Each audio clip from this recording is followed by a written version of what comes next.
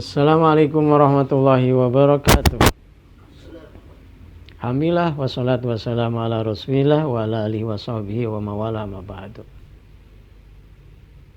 Segala puji bagi Allah subhanahu wa ta'ala dengan segala nikmatnya, iman, Islam, hidayah, taufik. Salawat dan salam semoga senantiasa tersampaikan kepada qudwah Rasulullah Muhammad bin Abdillah, keluarganya, para sahabat, tabi'in dan pengikutnya sampai akhir zaman.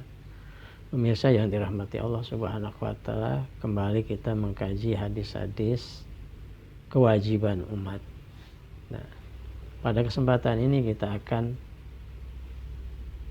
bahas atau bacakan hadis tentang kondisi umat, di mana seluruh kekuatan bersatu untuk memerangi umat Islam. An Saubana radhiyallahu anhu maula Rasulillah sallallahu alaihi wasallam qala Rasulullah sallallahu alaihi wasallam yusiku an tada'a alaikumul umamu min kulli ufukin kama tada'al akalatu ala qasati. Qala qulna ya Rasulullah aw min killatin bina yawma izin qala antum yawma izin kasir walakin takununa gusa ilsail tuntazaul mahabatu min qulubi aduikum wa yuj'alu fi qulubikum kumul wahan. Qulna wa mal wahan ya Rasulullah? Qala hubbul haya wa karahiyatul maut. Rawahu Imam Ahmad. Tapi riwayatin hubbud dunya wa karahiyatul maut. Dari Sauban, pembantu Rasulullah SAW radhiyallahu anhu, dia berkata, Rasulullah SAW bersabda, nyaris hampir seluruh kekuatan, seluruh umat yang ada di dunia bersatu untuk memusuhi kalian.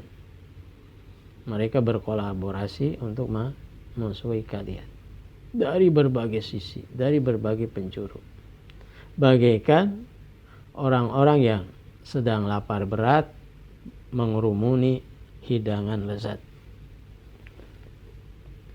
Lalu sahabat bertanya, wahai Rasulullah, apakah jumlah kami pada waktu itu sedikit? Rasul menjawab, kalian pada waktu itu jumlahnya banyak. Akan tetapi kalian seperti buih, ya, hanya buih, tidak berbobot. Dicabut rasa takut terhadap kalian dari musuh-musuh kalian, dan tertanam pada jiwa-jiwa kalian rasa penyakit wahan. Kemudian para sahabat bertanya, apa yang dimaksud dengan wahai Rasulullah? Rasul menjawab, cinta hidup dunia, cinta kehidupan dunia, dan takut mati. Hadis riwayat Imam Ahmad. Pemirsa yang dirahmati Allah subhanahu wa ta'ala, kalau kita bercermin dengan hadis ini, sampai saat ini, walaupun situasi saat ini tidak lebih jelek, tidak lebih buruk dibandingkan mungkin 20 tahun yang lalu atau mungkin sebelumnya, tapi tetap saja seluruh kekuatan-kekuatan yang tidak menginginkan Islam ini eksis, berkembang, maju, kuat, mereka bersatu. Apapun namanya. Apakah sekuler, apakah liberal, atau komunis, atau sosialis, atau kapitalis, semua bersatu ketika menghadapi Islam. Nah, diumpamakan umat Islam ini seperti hidangan yang sangat lezat dikerumuni oleh orang-orang yang lapar berat, ya, dari berbagai sisinya. Nah, bukan karena jumlah umat Islam pada waktu itu sedikit, jumlah banyak, tapi ada masalah. Coba mungkin yang paling relevan, jumlah umat Islam banyak itu di negeri kita, dibandingkan di negeri-negeri lain. Jumlah umat Islam banyak, lebih dari 200 juta. Sementara penduduk negeri ini kurang lebih 270 juta, mayoritas. Tapi seluruh kekuatan bersatu. Permasalahan bukan hanya kekuatan yang sifatnya lokal, nasional, tapi sudah global. Dari berbagai penjuru, kata Rasulullah SAW, min kulli upukin, ya, dari berbagai penjuru bersatu untuk menghancurkan Islam dan umat Islam. Nah, walaupun kita warga masyarakat Indonesia, tapi musuh Islam bukan hanya ada di Indonesia, seluruh kekuatan global. Nah, permasalahan bukan terlalu kuatnya musuh, gitu kan. Kita ambil contoh di kita, kan jumlah non muslim itu atau yang memusuhi Islam itu tidak banyak dibandingkan umat Islam. Bukan terlalu kuat mereka, terlalu banyak mereka, bukan. Tapi masalahnya adalah kita yang lemah. Harus diakui memang jumlah kita banyak, tapi ibaratnya besar banyak seperti buih. Buih di laut seperti gunung, gitu.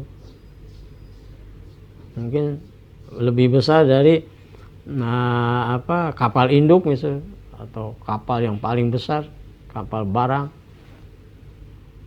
lebih tinggi dari itu. Tapi tidak memiliki bobot, tidak memiliki daya, kekuatan.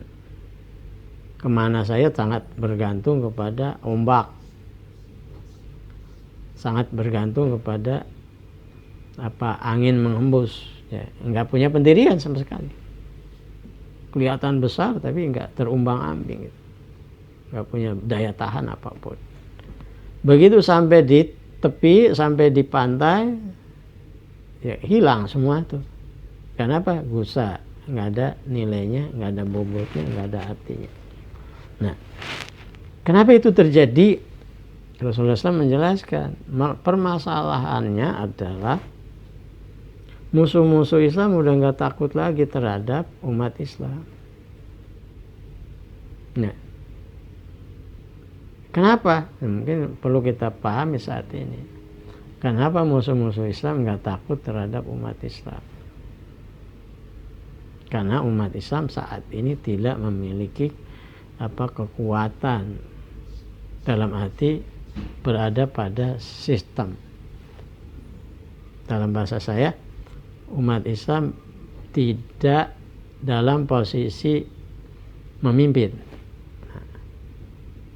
Ya, yang memiliki kekuatan, yang memiliki wibawa, yang memiliki pengaruh, manakala memimpin.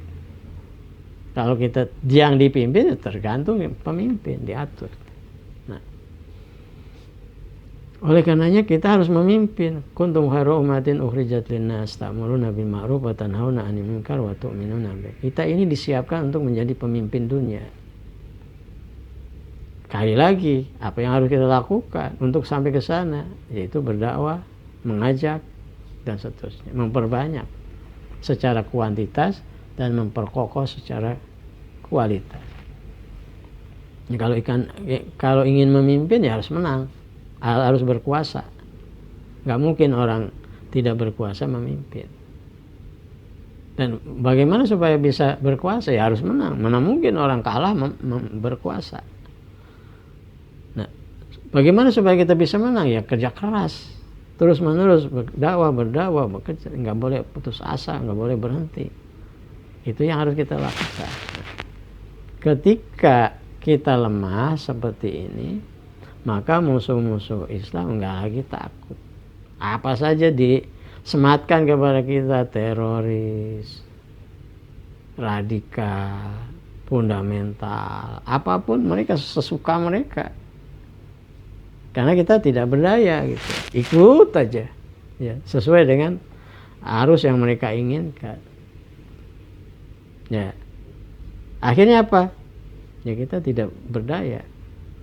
Musuh tidak ada lagi rasa takut terhadap umat ini, dan kita sendiri umat ini ya digambarkan oleh Rasulullah SAW memiliki penyakit. Sebab utamanya itu kita lemah karena punya penyakit. Kalau orang sakit mana mungkin bisa makanannya enggak nafsu, enggak selera kalau sakit kan? Apalagi melakukan kegiatan-kegiatan yang berat, apalagi menghadapi tantangan-tantangan kalau sakit nggak bisa. Kita mengalami sakit parah, kronis. Itu disebut dengan sakit penyakit wahan. Ketika para sahabat bertanya, wahai Rasulullah, apa sih yang dimaksud dengan penyakit wahan? Rasul menjawab, hubbud dunya wa karahiyatul maut. Cinta dunia, lebih memilih kehidupan dunia, takut mati. Maksudnya apa? Tidak siap untuk menghadapi tantangan-tantangan, rintangan-rintangan. Pilihannya aman, nyaman, ingin senang, ingin gampang gitu. Itu jadi masalah. Tidak mau susah. Nah, itu masalah kita. Oleh karena itu, pesan hadis ini agar kita kuat, terus-menerus bekerja, berdakwah, berusaha secara sistemik, terstruktur, terorganisir dan berdakwah agar kita naik pada posisi ya dalam bahasa Al-Quran itu menang. Kalau sudah menang bisa berkuasa. Kalau berkuasa bisa memimpin. Masalah kita di situ sebetulnya.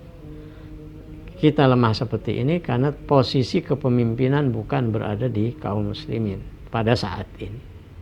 Karena yang berkuasa adalah bukan orang-orang Islam dalam arti yang bersemangat untuk memperjuangkan agama Allah Subhanahu wa taala.